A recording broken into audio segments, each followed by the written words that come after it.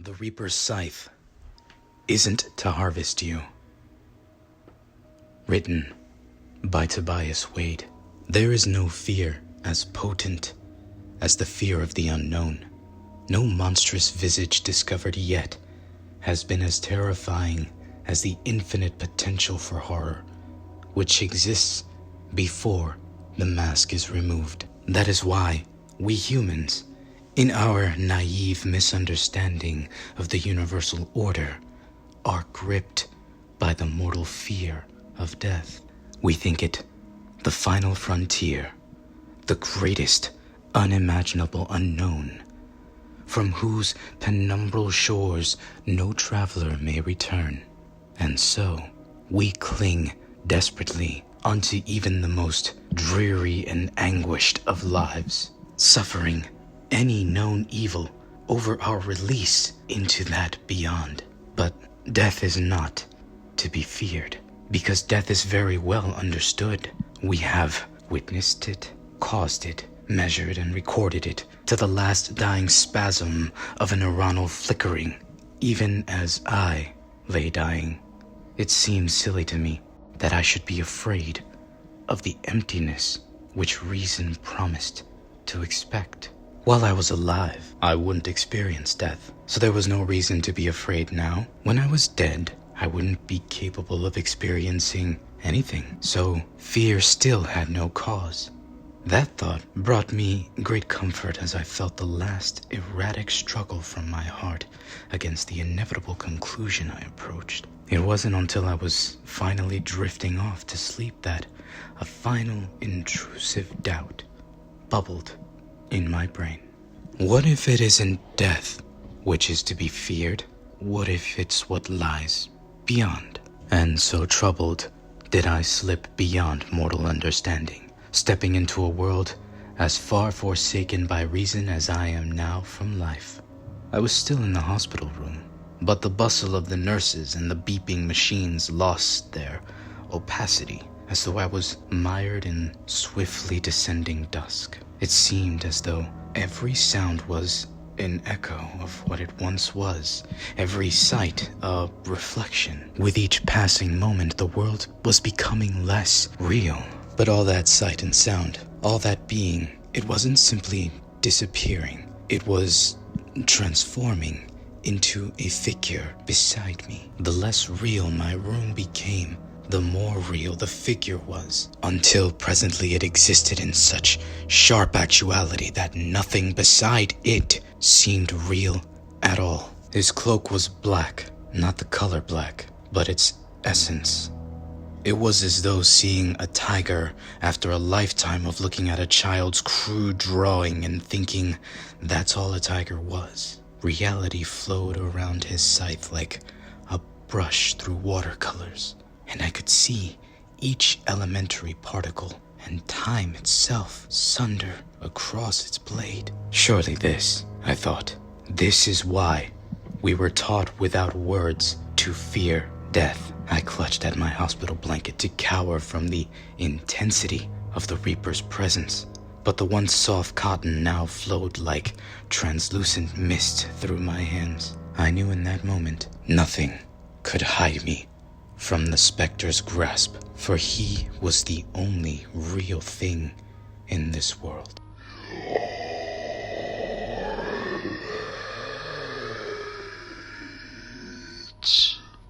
There weren't words. My head ached from the strain of this knowledge as my lateness was burned into my awareness, imparted like an inescapable law of physics, as unequivocal as gravity. We don't have time for the arena. I felt myself swept up around him like dirt in a hurricane. Before I knew what was happening, we were outside the hospital, moving at such a frenzied pace that the world around me blurred into a dizzying tunnel of flashing lights. If you're lucky, we'll have gold waiting. I had too many questions, all fighting for attention in the forefront of my brain, without any making their way out. Why?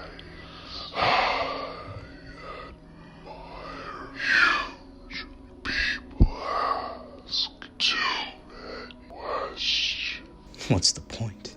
I asked. My voice felt flat and dead compared to his overwhelming substance. How can I try to comprehend something so beyond mortal knowledge? Can't, but it's still human nature to ask. We weren't slowing. If anything, our pace was increasing. I wasn't running or flying or anything of that nature. It was more like the rest of the world was moving around us while we stood still. A vague darkness and a heavy damp smell made me guess that we'd gone underground, but I couldn't say for sure. One question then, I asked. What else is here beside you? That is why questions are pointless. Not a play or a person. It's all there is. Troubling thought, but made more so by the growing howl which began reverberating the rocks around me. We still seemed to be descending into the earth, and the air was growing warmer and denser now. The sound continued to mount as though the world itself was suffering. Then, what is it? What I'm here to protect you. The rock split from a flash of his scythe, and the ground opened further into a sprawling cavern dominated by a subterranean lake. But I thought you said you were all there is. I said death was all there. We weren't moving any longer. Light glinted off the scythe from some unseen source and streamed into the lake like a tributary. Once inside, the light didn't reflect or dissipate, but swirled and danced like luminescent oil. I thought you were death. It's not a person. The light was taking a life of its own inside the water. The still surface began to churn with the enigmatic energy.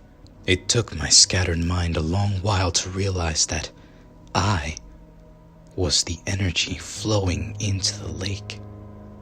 I still felt tangled up with the figure, but now we existed as a beam of light, boiling into the water.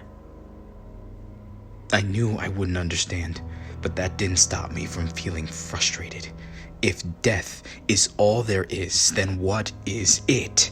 What was waiting for me? The water pressed in around me and I couldn't speak, although I could still draw breath somehow. It is Something was in the water around me. Hands grabbed me by the legs and began dragging me downward. I was amazed to even discover I had limbs again.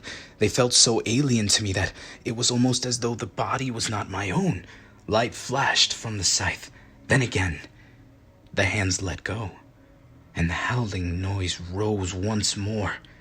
The Reaper was fighting something, although I couldn't make any sense of the battle except for the madness of thrashing in the water. The howling earth reached its crescendo, and the screams made the water around me convulse and contract like living fluid. Had the Reaper cut it? Was I safe? I began to explore my new body in the water, but just when I thought I was beginning to gain control, the hands clutched me once more. I lurched downward, struggling in vain against their implacable grip. What is here? I tried to shout against the suffocating liquid. What is happening? But I couldn't sense the Reaper's presence any longer.